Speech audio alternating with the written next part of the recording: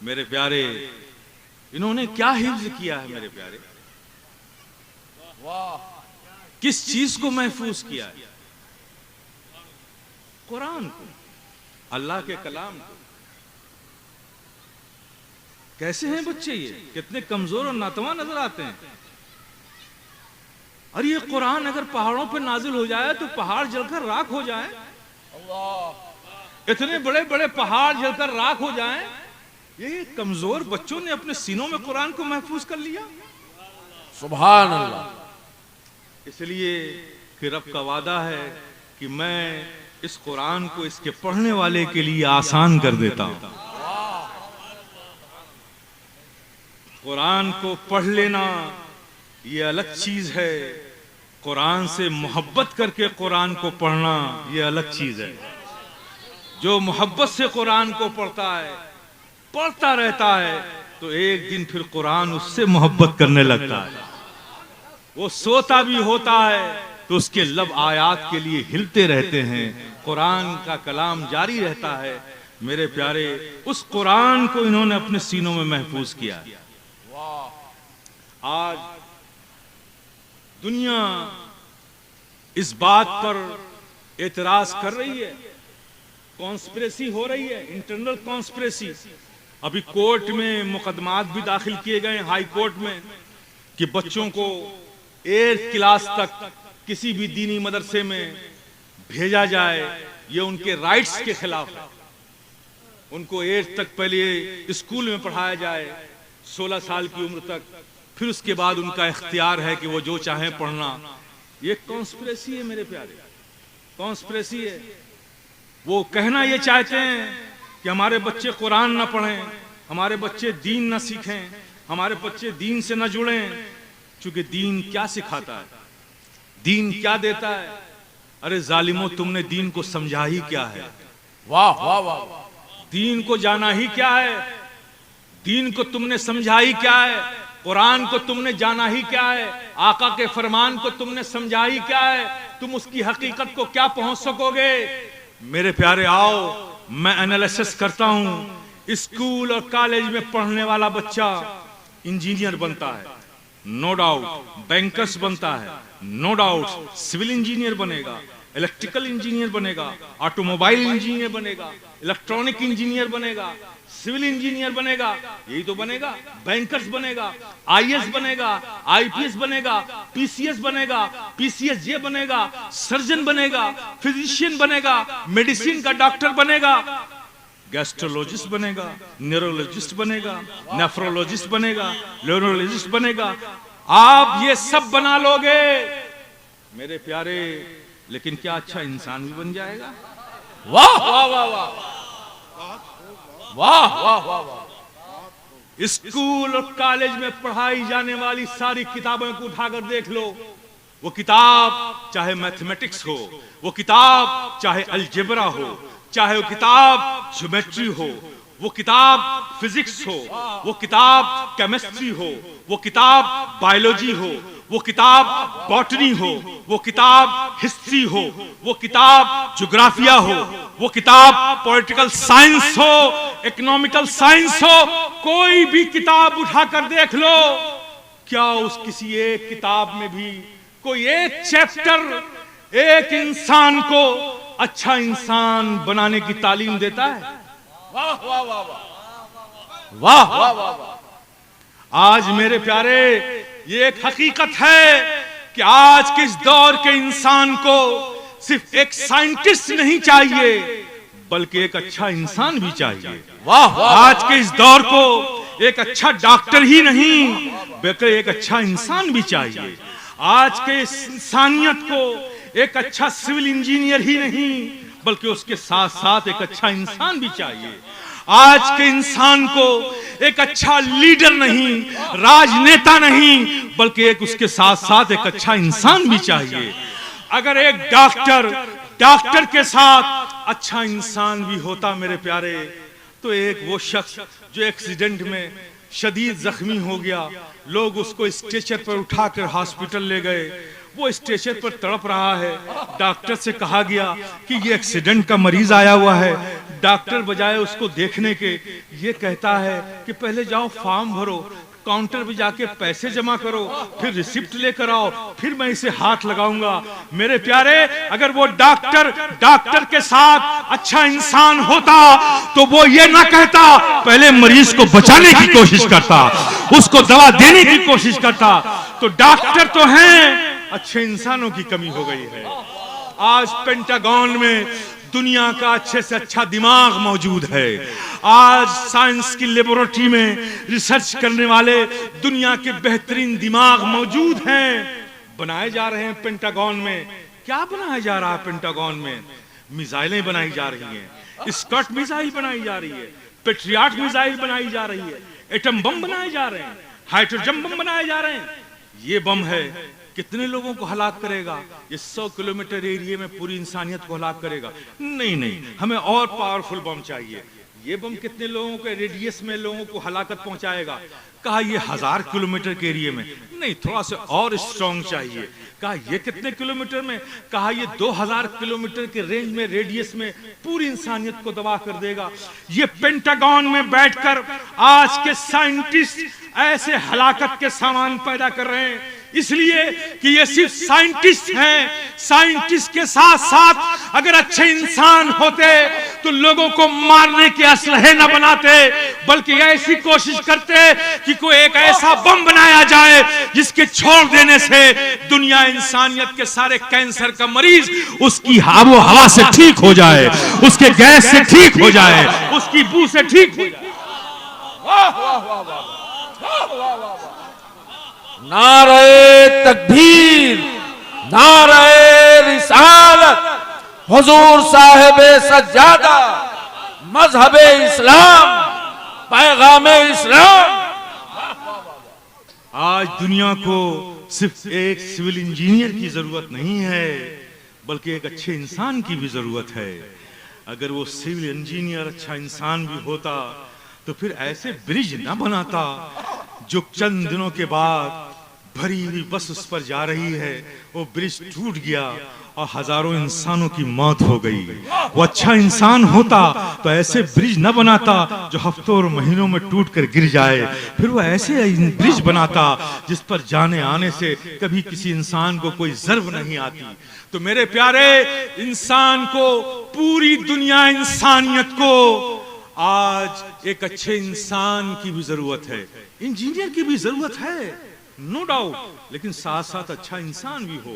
Doctor की जरूरत है, लेकिन साथ साथ अच्छा इंसान हो। लीडरशिप की जरूरत है, लेकिन अगर एक लीडर अच्छा लीडर होता तो इंसानों की लाशों पर अपने कुर्सी के पाए रखकर मुल्क में हुकूमत करने की सोच अपने दिमाग में न बनाता, बल्कि इंसानियत की फलाह और सलाह के रास्ते को इख्तियार करके सशक्ति हुई इंसानियत को मसीहाई का पानी पिलाकर इंसान को सेहत और जिंदगी देकर अपनी लीडरशिप को जिंदा रखता। आज एक ऐसा लीडरशिप होता अगर वो अच्छा इंसान भी होता।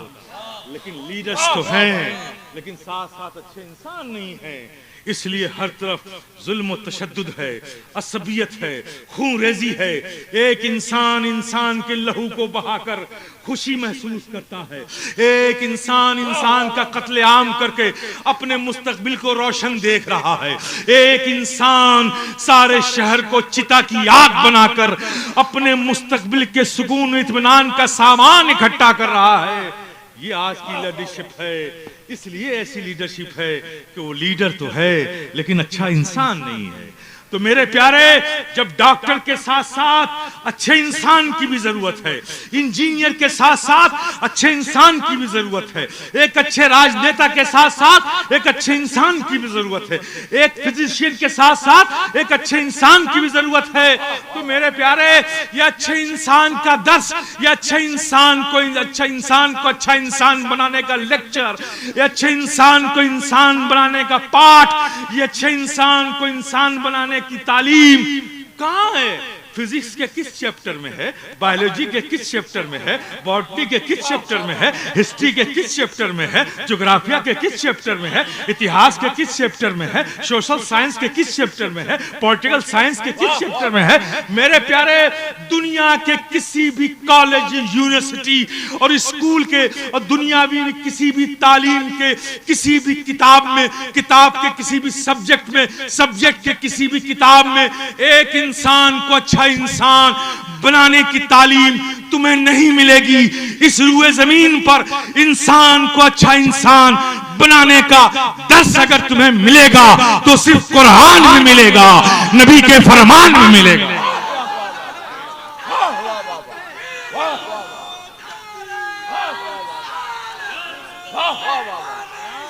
जिंदाबाद जिंदाबाद, सुभान अल्लाह।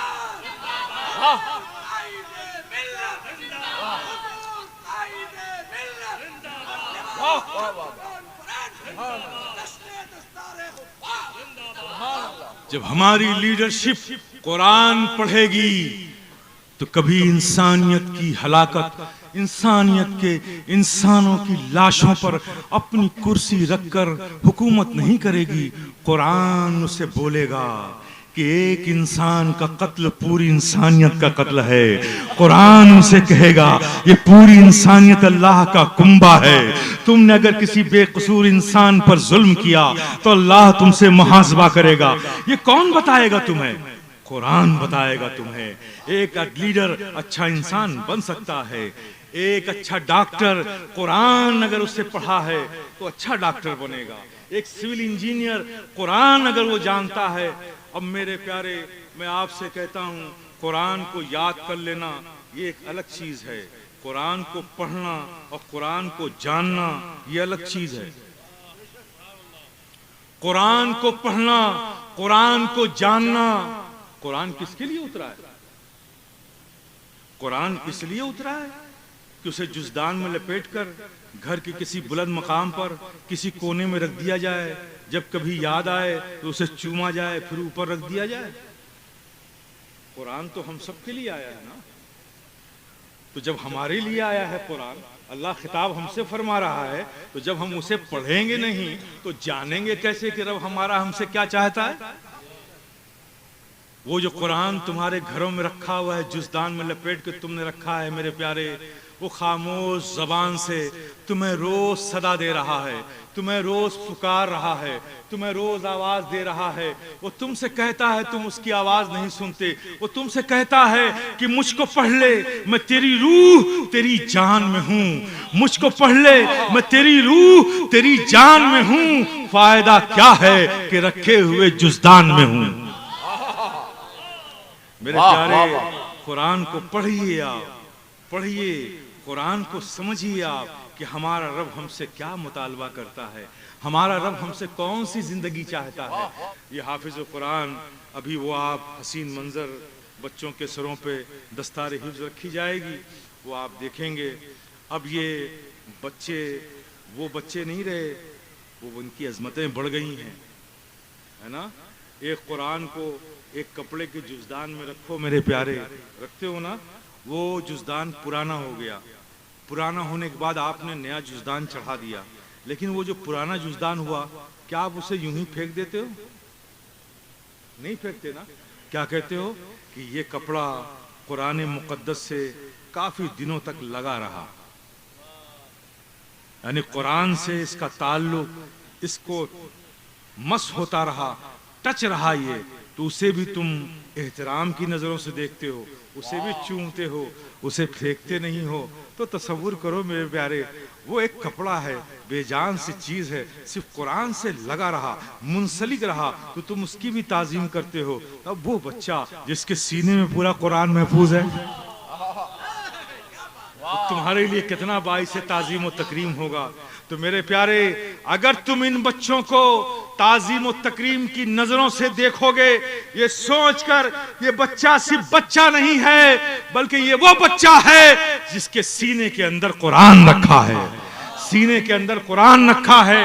तकरीम की नजरों से देखोगे तो मेरे प्यारे, तुम्हारे हर लम्हे के देखने पर लम्हे ब लम्हा अल्लाह पाक तुम्हारे अमल में नेकियों में सवाब लिख देगा। अब इनकी शान ये है।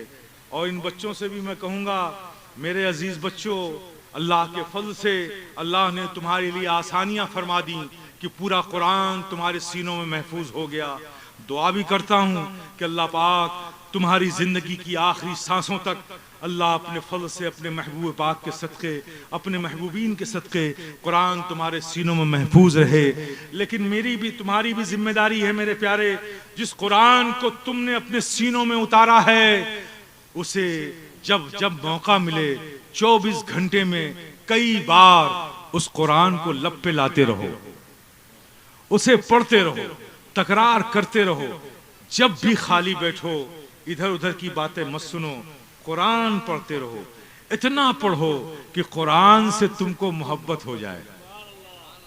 और मेरे बच्चों, जिस दिन तुमने कुरान से मोहब्बत कर ली, देखना एक दिन कुरान तुमसे मोहब्बत करने लगेगा। और जब तुमसे कुरान मोहब्बत करेगा तो सोते भी रहोगे तो तुम्हारी जबान से कुरान की तिलावत जारी रहेगी।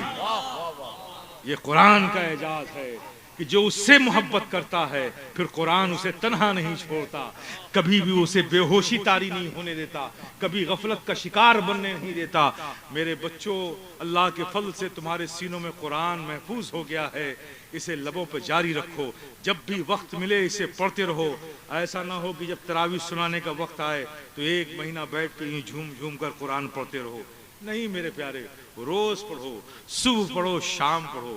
खुरफातों से बचाओ, पढ़ते रहोगे तो दुनिया की खुरफातों से। ये फेसबुक, व्हाट्सएप ये तुम्हारी जिंदगी नहीं है। तुम्हारे पास वो चीज आ गई है जो बेजानों में जिंदगी पैदा कर देती है। वो चीज आ गई है जो मायूस जिंदगियों में बहारें ले आती है। वो चीज आ गई है जिसकी एक आयत पढ़कर अगर किसी बीमार पर दम कर दिया जाए तो उसे शिफा मिल जाता है। वो पूरा कुरान तुम्हारे सीनों में है। मेरे प्यारे, अपनी जिंदगी को उससे सजाओ, उसकी रोशनी से अपनी जिंदगी को रोशन करो, अपनी सुबह शाम को उस कुरान की तिलावत से मुनव्वर करो। फिर देखो तुम्हारी जिंदगी कितनी बारौनक हो जाती है।